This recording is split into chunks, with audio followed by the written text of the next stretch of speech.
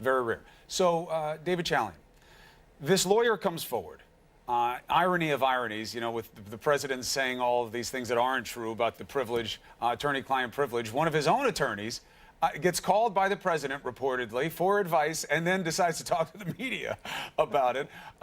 And this guy, Jay Goldberg, says, I think Michael Cohen is going to flip on the president because anybody facing 30 years doesn't stand up. Now, first of all, we have no way to even believe that Michael Cohen could be facing any jail time, let alone 30 years. But what do you make of this? That this lawyer, confidant of the president, who handled his 2 divorces, so I don't know why the president was calling him if he's a divorce attorney, but whatever, and he says this kind of thing about Michael Cohen, who matters so much to the president. Your take?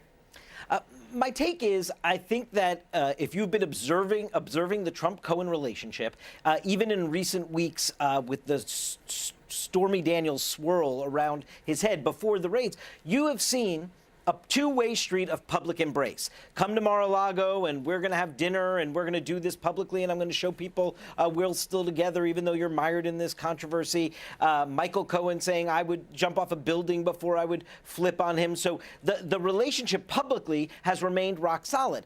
And now, of course, there is real concern inside the White House about what the federal investigators are going to be able to find and learn.